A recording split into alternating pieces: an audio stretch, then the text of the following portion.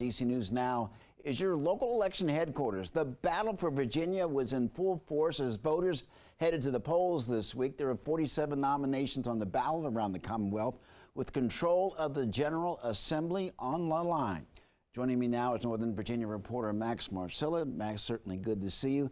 There's certainly a lot to go over, so let's start with the biggest point of contention for Northern Virginia, the Commonwealth's attorney races. Yeah, well, good to be with you, Mark. Those were some really interesting races, got a lot of attention because the gist of it, 3 separate races, one in Fairfax, one in Loudoun, and one in Arlington. And the gist of it is these progressive prosecutors who have received a lot of criticism, people perceiving them as soft on crime, with Democratic challengers. And in all 3 races, the incumbent won. So first was in Fairfax County, where Steve Descano, the Commonwealth's attorney, had a challenger, Ed Nuttall, and he had the backing of some police unions. And you can see Descano at his victory party there.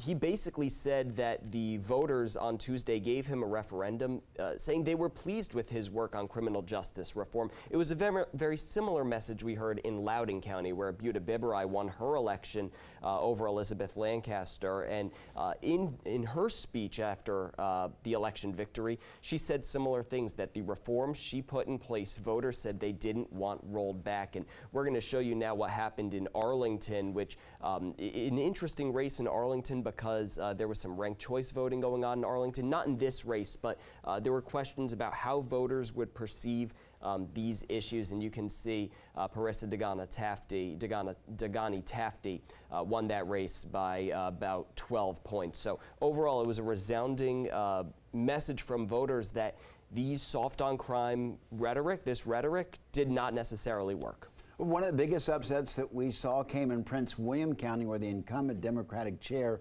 lost her primary to the political newcomer. It's possible, I guess, the data centers had a lot to do with it. Yeah, and sometimes you wouldn't think a land use policy could kind of tip an election as much as it did, but this was seemingly the #1 issue from voters we spoke with. Deshandra Jefferson, the Democrat, Janine Lawson, current supervisor, the Republican, they'll go head-to-head for that chair race in November. But interestingly, they hold similar viewpoints on data centers, saying that they don't feel they should be built as rapidly and in some of the places that they've been proposed. Maybe if they were to be built in some more rural areas, but that data center issue, I mean, we covered a 14-hour meeting when they were voting just to amend a comprehensive plan, so you can think of just the magnitude of that issue, and it showed on election night. And Max, moving really to the state level, we saw some progressive Democrats take down incumbents in Senate races in Fairfax County. Let's break down those races, starting with the 37th district. Yeah, that's a good place to start because it really shows sort of a small trend we saw, especially in Fairfax County. We'll show you some of the results from that race, where Chap Peterson, the incumbent, lost almost double digits to Saddam Salim. He got the backing of Descano. He is a progressive Democrat. He is a first generation immigrant from Bangladesh, and could get some new blood in the Senate. And then the 36th district, another great example of a school board member. This was a much tighter race, but a school board member taking that one. And then there was another really close race,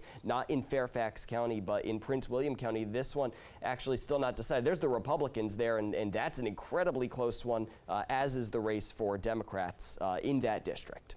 And while Democrats, of course, are trying to hold on to the Senate, Governor Youngkin's agenda really depends on if Republicans can hold on to the House and take the Senate. Talk about that. Yeah, well, it was a good night for the governor. He endorsed 10 candidates, and all 10 won in the primaries. These are not moderate Republicans. They are still conservative, but not the most conservative. We saw someone nicknamed Trump in heels, Amanda Chase, lose her race, possibly because Youngkin endorsed her opponent. So it was a good night for the governor, but his agenda will really depend on November.